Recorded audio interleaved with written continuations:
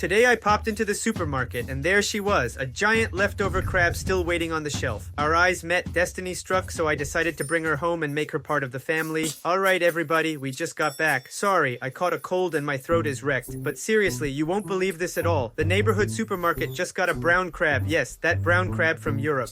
And guess what? She's still alive. You can't harvest this crab in Japan. She ranges all over European waters and is prized as a food crab. She actually flew all the way from Europe to Japan on an airplane. I'm fine, thank you, and... Now let's drop her into seawater. It's ready, alright?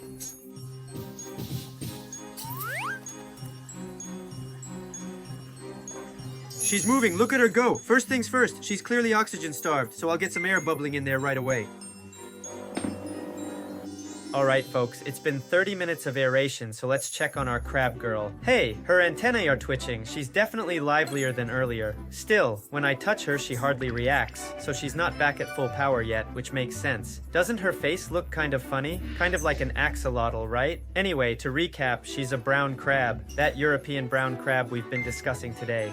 She's called a brown crab in English, but the Japanese name literally means European ginkgo crab because her carapace resembles a ginkgo leaf. She loves rocky crevices and sandy bottoms, hiding through the day and switching to full crab mode at night. Yeah, she's a party girl. Flip her over and you'll see a wide apron, so she's definitely female. And check out these claws. She can crunch shells and even other crabs like potato chips with those massive pincers of hers easily. Come on, girl.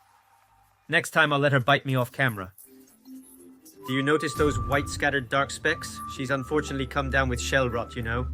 When she gets stressed, black or brown spots, or even tiny holes, can appear on her shell. Once that happens, all we can do is keep the water clean and wait for her next molting. But if it gets worse, she could, sadly, blast off to crab heaven. So let's build her new home right now. Here's the brand new tank we'll use. 60 centimeters across and 45 high. Price tag? Roughly 30,000 yen. That's pretty pricey. I went with a higher end tank for this setup. Even a budget 60 centimeter model runs roughly 4,000 yen, and you can snag one on Amazon. Right now, in a 4,000 yen tank, I'm keeping a mud crab alongside a slipper lobster and a tiger prawn I grabbed at the supermarket. The stand comes from GEX. It cost about 12,000 yen and took around 30 minutes to set up. And this is the filter, a powerful external filter unit. It draws water from this pipe, filters it, water gets lifted from this pipe, flows upward through the media for filtration, and the cleaned water shoots out here. And over here is the aquarium chiller for this build. It was pricey, 44,000 yen indeed. I'm currently keeping snow crab Clara. A snow crab survive only in deep, frigid water. When you care for creatures like her, you must cool the tank with an aquarium chiller. She is also a cold sea crab whose suitable temperature is roughly 16 degrees Celsius. That's pretty chilly, huh? You can feel the icy bite yourself. That's why an aquarium chiller is essential. So, about the electricity bill everyone worries about. If I let the aquarium chiller run all day, it's roughly 150 yen. But summers here are ridiculously hot, right? I have to keep the room's AC on too, or the chiller will fry. I'm already set at 18 degrees, like how high is my bill going to climb? Anyway, let's drop coral sand in the tank to give her a footing and pour in the seawater. Here's the coral sand I'm using. This is some top quality coral sand with slightly finer grain. Splash! Okay, I'll rinse it until the water clears. 1, 2, 3, 4. Cooking time. Cooking! Alright, let's mix up the seawater right away. This is artificial sea salt, just bought on Amazon. There are many kinds of artificial sea salt, but I use the cheapest one. It makes 100 liters for about 2,000 yen, and I just dump it in straight without measuring. Once we finish stirring, we'll use this hydrometer to check the saltwater's specific gravity. You just drop it into the water like this, and it reads about 1.025. That tells us it's proper seawater. The arrow floats up or down depending on salinity, so obviously adding salt pushes it higher on the scale today.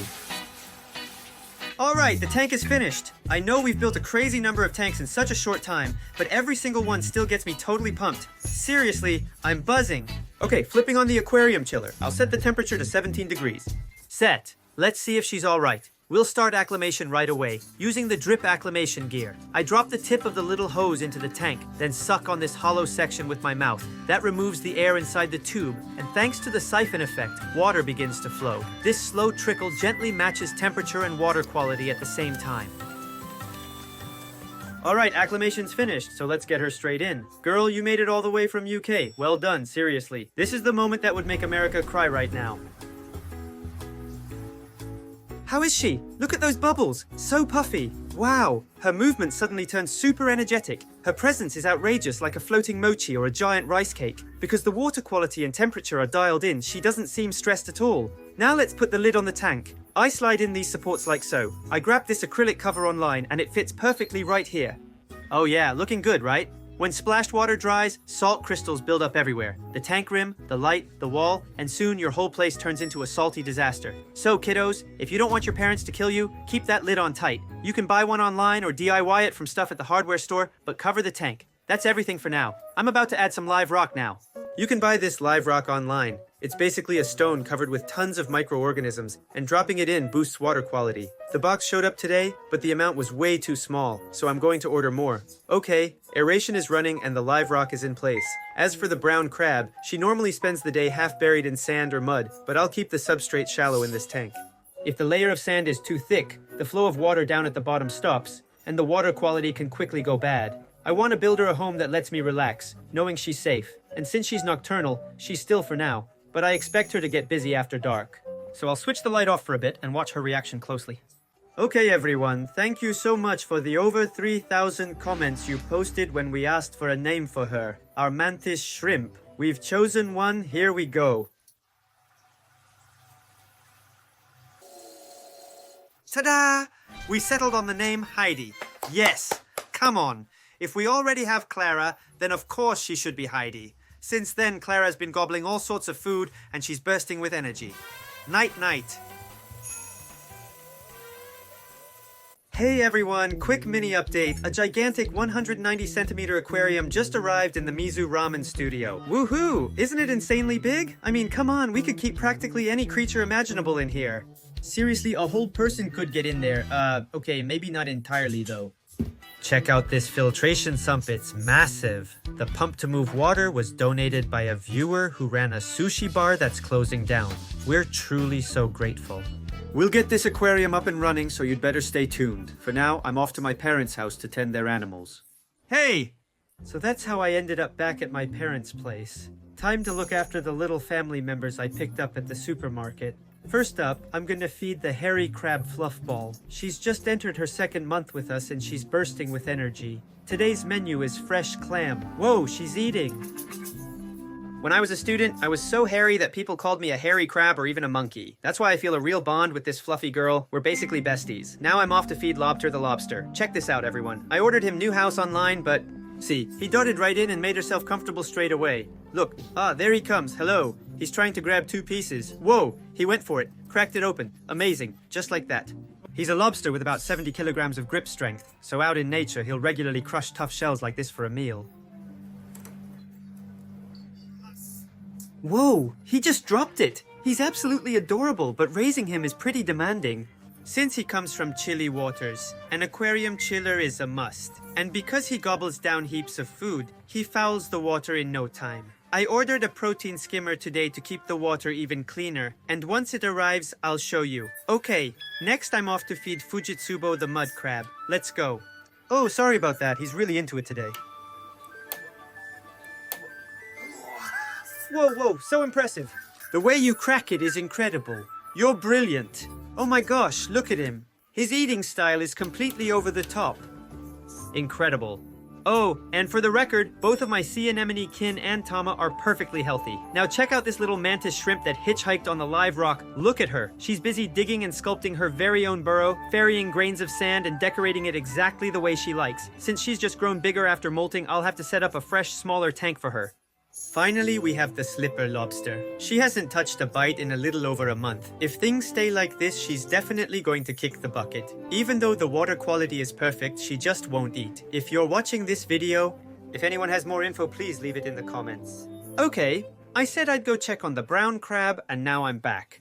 Looking over the video, she hasn't been moving much. She traveled all the way from UK and, as far as I can tell, hasn't eaten for roughly 2 weeks, so I'm going to try feeding her. Whoa! Look at that! She just moved when I brought the camera closer.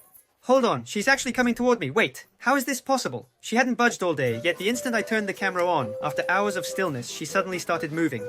Here. How's that? It's on her. Here's the food.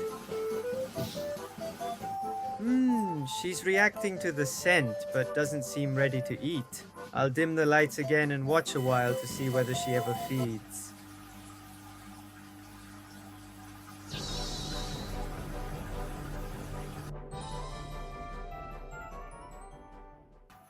Alright everyone, an hour has passed since then, and when I re-watched the video, I saw that she was absolutely wolfing down her food, even while looking the other way. It was insanely cute. With proper care, she can live a really long time, up to about 50 years. Give her the right setup, and she'll become my adorable partner for life, so here's to countless happy years together. Alright folks, huge thanks for watching all the way through. As always, I'm taking fresh name suggestions for her, so drop your best ideas down in the comments. I'm all ears. A fun sequel's already in the works, so hit that subscribe button, and I'll catch you in the next video. Poo poo!